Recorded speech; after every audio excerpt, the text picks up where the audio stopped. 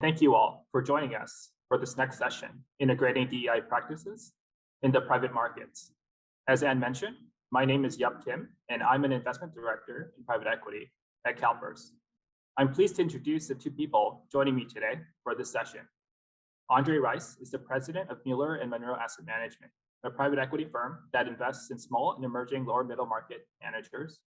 And Jose Feliciano is the co-founder and managing partner at Clear Lake Capital Group, a leading private investment firm with $39 billion under management. We are lucky today to have the viewpoints across the private markets ecosystem from the vantage point of an allocator of capital to private equity funds, and also a general partner who has built one of the most successful private investment firms in recent history. Globally, 10,000 PE firms control some $4 trillion of assets under management. And with that kind of influence, private markets has a unique opportunity to transform the global business community's approach and integration of DEI while improving returns. And so to kick us off, for both Andre and Jose, maybe beginning with Andre, why is integrating DEI practices in the private markets so timely and so important? Thank you, Yup, and thanks for inviting me to this panel. It's always good to be on a panel with Jose. My only regret was that we weren't already in business when Jose was raising his early funds. One of the few funds I regret missing. The other one was Robert Smith, but maybe later. One, it's the right thing to do to integrate D&I into the practice private equity market. If any group of people are marginalized or left out of a game, that game will never be as good as it might be. You can think of an overused example of Major League Baseball. I think the same thing is true in the investment world as many other venues. I also think from a practical standpoint, it will make firms better able to navigate the changing landscape. The demographics of America is irrefutable. It's changing. It's becoming more brown every day, more diverse every day. And I think as you look out 10 to 15 years now, firms who are still monolithic or mostly monolithic in their structure will find themselves at a disadvantage. Thanks, Andre. And Jose, over to you. Thank you. First of all, thank you, Yup. Thank you, CalPERS. Great to be in this panel and great to see Andre. I echo many of Andrew's points. I think it is the right thing. But perhaps most importantly, if you want to build a firm or any investment organization to optimize and maximize, performance, I think by now it is fairly well documented that a group of diverse people coming together in the appropriate fashion, right? You have to have the appropriate setting, the appropriate culture, the appropriate process. But those groups tend to make better decisions, and I think it's somewhat obvious, right? First of all, we're all investors, or many of us are investors in this session. If you're looking for the best opportunities out there, you want to basically look at the broadest set of potential opportunities possible and then cull those down, right? To the ones where you want to invest. Those are actionable. The same thing applies with talent. So I would never run a process where I tell you I'm going to exclude 50% of the available opportunities or 80% or 20% from the get-go just because. I think it is also, pretty obvious that, as we look at as the world changes and we're all making, decisions in a very dynamic world, you want to increasingly have different perspectives that may bring something to the table to that discussion, the investment committee that otherwise wouldn't get to that table, right? So for us, it is the right thing, but it's also the right thing for our investors to bring DEI to the fore and to kind of act on those principles. Yeah, thank you, Jose. And I guess just to follow up here, you kind of mentioned about promoting diverse talent, but I guess the question is, how are you attracting and promoting diverse talent within your organization while really building and sustaining inclusive cultures? Yeah, great question. And listen, I think culture, as we all know, it's kind of somewhat amorphous thing. But first of all, you do have to have the right culture where you want that perspective. You want to have diverse perspectives. You want to not only be surrounded by people that look like you or that went to the same school, but you're seeking, kind of that diversity of opinion, if you will. With that diversity of opinion, oftentimes, having diversity of backgrounds is oftentimes very helpful to get to that diversity of opinion. For us, luckily, our firm has always been very diverse. I would like to think that comes from the top down, and given that we have always thought about talent the way I just mentioned, right? We have always thought that investment judgment doesn't have a gender or a color or a sexual preference. So we really wanted to set out to find the best talent possible out there. Having said that, I'll give you an example where we have had to, over the years, become a lot more intentional. Our gender diversity was not great in the investment staff, right? And that's something that I have talked about publicly. So we have become a lot more intentional about how to seek out, kind of that talent.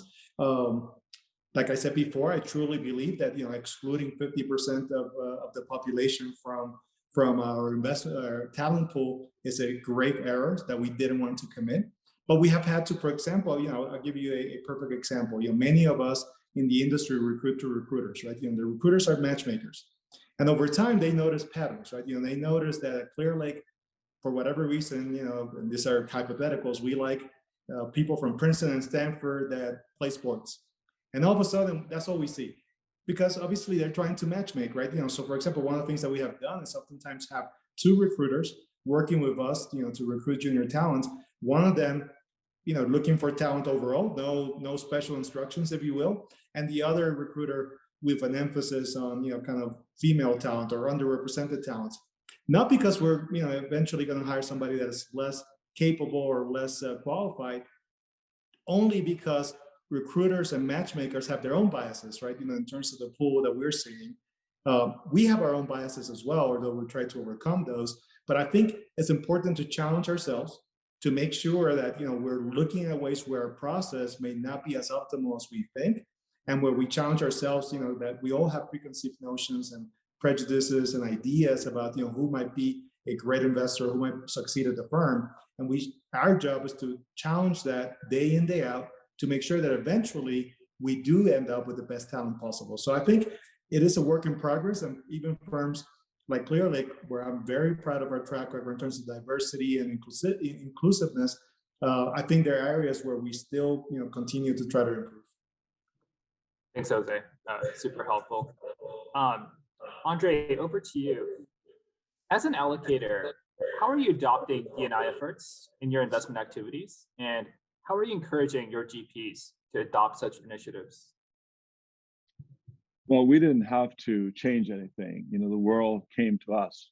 Once I left a small rural southern town and ended up in Chicago, at graduate school, I got to meet people from around the world. I never knew a Hispanic kid, never knew an Asian kid, never knew anyone who was born in a different country. My family, a lot of them had traveled abroad a lot, but they didn't need a passport. They went courtesy of the United States military, and some did not come back. So once I got to meet this, broad array of people, for me, it became exciting. So whenever I built a firm, I built it that way. It's very simple. We're looking for people who are honest, hardworking, reliable, and loyal. And we like diversity. So one of the rules we have here, which we break rarely, is when you go to hire someone, they cannot look like you. And I'm not so much worried about racism among the people here, but we all hire for comfort. So if I walk into an interview and Jose looks at my resume and it says Princeton, all of a sudden the magic of his undergraduate years unfold before him, and I'm going to get the call back, especially if the guy behind me went to Harvard or Yale, unless all things being equal. So we are 60% male, 40% female. We have almost every ethnic group represented here. We have several religions, and surprisingly, we have people who didn't vote all alike. Some voted Democratic, some voted Republican. And what people know is that's okay here. We're so diverse. We invested some 70% of our money over the years in minority and women firms. The joke here is we're so diverse that we may have to find some good white people to back going forward. That's a joke. And when it comes to GPs, we make it very clear to them that diversity is important to us and that diversity is important to our clients. So when they show up for a meeting and 4 white guys walk in the door, we note that, and not in a rude way, but we let them know that we see it and that we don't think that's a healthy way to go forward. Thanks, Andre. And what are some of the tangible and intangible metrics, in your view, that really best reflect progress across DEI? I think as you see the amount of money increasing going to people of color and women and people who would be considered other, whether it's LGBTQ or any other way that someone considers themselves different, I think it's going to take a long time. I think, the metrics, measuring it now and measuring it a year from now would be sort of not very useful because we started from such a low base. I think we're going to have to look out 10 years because, again, the markets do not change dramatically. And a lot of firms are out engaged in this D&I practice, some of them for PR reasons, some of them to cover their behind. So it will take a while before we will be able to tell what has made a difference. Thanks, Andre. Very helpful. Next for Jose. So Jose, as a general partner, how are you incorporating D&I practices in your investment activities? Sure. So we are more and more incorporating not only DEI practices, but broader ESG kind of concerns, and incorporated those into our investment process, right? Making those kind of a more organic piece of how we look at companies, what we evaluate. Just as Andrew's looking at management teams or GPs that come in, we're doing kind of the same at the portfolio level. Specifically, though, to DEI, I think I'll try to bring specifics, right? Oftentimes now, a few things that I think in private equity we can do very easily. By the way, at Clearlake, and I think many firms, oftentimes when we make an investment, we bring in outside directors, so one or two outside directors in addition to the CEO and folks from the firm. One of the things that we have started doing is making sure that when we hire, obviously, outside directors, we try to challenge ourselves and go a little bit beyond any networks that are already pre-established, and again, try to find underrepresented talent, be that gender or black or brown or yellow. So we have become a lot more intentional at doing that, for example, at the board level. Oftentimes, you want to ask the question, right? I think we all can be more intentional about doing that. And I think oftentimes just by asking the question or asking for the data, so just as, for example, increasingly, we are seeing, particularly in the public pension plan world here in the US, asking GPs like us, to fill up diversity questionnaires and asking the question about how our diversity inside our teams. We're kind of doing a little bit the same with our portfolio companies and understanding kind of where the diversity or lack thereof might be, and asking the question about how we can fill up that pipeline, right? And a lot of these discussions, by the way, end up somewhere along the way touching on this mythical pipeline. And I'm here to tell you, right, that there is a good pipeline of talent out there. I know in the investment world, there's a lot of people that I know personally, right, that are running private equity firms or other investment firms, institutional quality, that have great track records. And similarly, when we challenge our portfolio companies to look for that talent, right? And I think it's made a difference.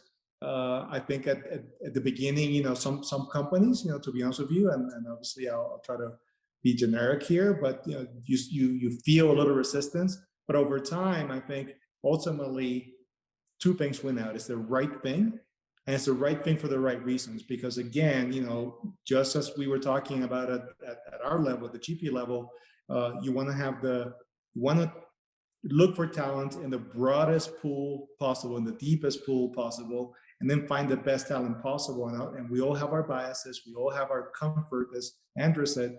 So challenging that, to look for talent in other places or in other networks, and end up with great talent or better talent than we will have otherwise, is extremely important. So I think those are some of the ways we're doing it. Oftentimes it comes down to asking the question, measuring, kind of looking for the right data, which is sometimes difficult to get, but asking for that data, eventually, measuring that data consistently, and then, understanding the progress of that data. Even if the data set is not perfect, you can certainly, kind of look at trends And if the trends are not going the right direction, right, then you have to have, this tougher discussions. In private equity, obviously, we typically control our company, so it's easier to go from, kind of board discussions to metrics to, kind of understanding those trends. And if those trends are not going in the right direction, taking remedial action. It's a little bit more difficult than in public companies, for example. But I think in private equity, we're very well positioned to introduce that into the conversation and act upon it very quickly. Yeah, no, thanks, Jose. Super helpful. And just to follow up to that, you mentioned this a little bit earlier, but why, in your view, is D&I so important to successful investment outcomes, right? How does it really empower your team to play better offense, but also better defense? Yeah, well, I'll give you, some examples, right? There's a lot of literature about what I talked about before, right? About diverse groups making better decisions, and I think increasingly we can see that in the data. But there's some really good, kind of studies out there that provide really great examples about that. But having said that, I think I just think it's very practical, right? I'll give you an example. We just exited a company called Wheel Pros, and they were the largest, or they are the largest aftermarket provider of wheels. Increasingly, when you look at the underlying data about who's buying, kind of those products, it's very much follows the demographics, particularly amongst the younger, kind of generations here in the U.S. And those demographics are increasingly diverse. So if you don't understand your customer, if you don't understand your clients, it is much more likely that you're going to be making the wrong decisions, or you're going to be basing your decisions on the wrong data or the wrong kind of perceptions or biases, right? So I think honestly, as a business imperative, right? As we understand how our demographics are slowly changing, right? We need to react to that. We need to understand that, and we need to make the appropriate decisions based on the right data. So to me, it's very practical. It's not only the right thing because it leads to the right outcomes. And that's what it comes down to for me, at least. Thanks, Jose. And so next for Andre. Andre, where are you seeing the most progress in the industry's adoption of DEI efforts? It's watching the large firms create programs to fund new managers, diverse managers, very encouraging. Secondly, watching large firms create recruitment programs. There have been several announced this past week, one by Apollo and others, where they're going to go to historically Black colleges and universities to look for talent. I'm hoping, and my concern though, is the whole ability to retain that talent. It's one thing to recruit someone who might be different, but to retain that person, to make that person feel that they belong. And I hope in the midst of all of these big majority organizations racing to be the best at diversity and inclusion, that they don't lose sight of the individuality of people. So, my child and Jose's children are not like we were at age 20. They are much more exposed, they're much more worldly, and they don't need necessarily the kind of mentoring that might have benefited us. So I think we're going to have to get to a point where how do we navigate this when we see differences, but don't assume that those differences make someone in need of help. And I think also, until you tie people's income to diversity and inclusion, it's all just kabuki theater. If you tell someone that it's important, it's a part of your bonus, that you add diversity to your group, and that you retain, retain, and promote people, they will get the message. Until it affects their income, I don't think much will happen. Got it. No, thanks, Andre. And what in your mind, remains the largest barriers to progress across DEI? Still me? Yeah. So you. I think for people to be open-minded about it, there is great discomfort among many people to have an open, honest conversation about race, gender, any of that, because people don't want to say something that will offend someone. At my firm, we do it. The rule is you have to be polite in the way you do it. And if you don't want to participate in the conversation, you can leave the room. I think until big companies find ways to encourage that, not a whole lot will happen, because someone is thinking something, but they are too afraid to say it. You cannot make progress in any relationship. There has to be friction. And so my biggest fear is that people will tiptoe around the industry. There will be lots of consulting firms making lots of money trying to get at that issue. My fear is, how long will it take for us to get there? Yeah, thanks, Andre. And Jose, just kind of on this question as well, as you kind of compete out in the marketplace, and I'm sure you correspond quite frequently with your GP counterparts as well. Where are you seeing the most progress across kind of DEI initiatives and efforts across the GP landscape, and in your view, what remains kind of the largest barriers to kind of the expansion of adoption of DEI initiatives across your peers? I do think there's a broad recognition that this is an area of focus, and that recognition comes from many different parts or parts of our society. Some of it is obviously after the George Floyd murder, obviously, a lot of these issues came to the fore, right? And we started talking about these issues a lot more publicly. And I think that has been helpful to the conversation. Part of that pressure, so it's kind of, society-wide pressure. Some of that pressure has come on us, frankly, as I mentioned before, from LPs asking the question, asking for diversity questionnaires, et cetera. So I think we are increasingly seeing that dialogue, amongst my peers. And you brought up a good example, for example, a recent initiative. Like Andrew mentioned, I think that is making the most direct and immediate impact at the more junior levels, right? So everybody basically has gotten the memo that they should try to improve their recruiting, and the younger recruiting classes look a lot more diverse, have a lot more women, have a lot more underrepresented groups. Where we're still lacking, and obviously it does take some time to be realistic about it, is diversity at the more senior decision-making levels, right? We're still kind of lagging pretty significantly there. When you look more broadly, obviously, then, I would still highlight, what I mentioned before, is that any mid-sized private equity firm or large private equity firm probably has, in any one year, the ability to name somewhere between 10 and 20 independent directors, typically.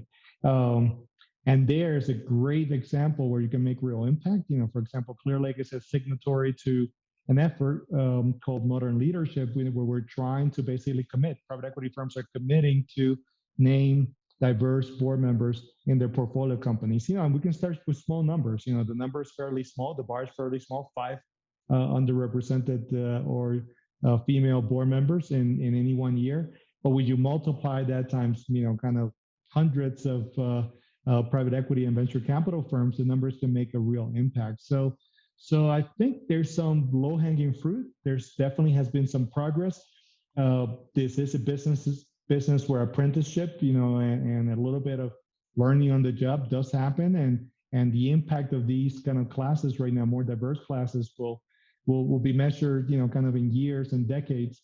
I am hopeful, though, that I'm seeing great talent, and for those of you that are maybe listening and are thinking, well, where do I get that talent? I would say that it's not that difficult, right? There are organizations that are very much focused on trying to promote that diverse talent, organizations like SEO and Twigo. But the talent is out there if you look for it.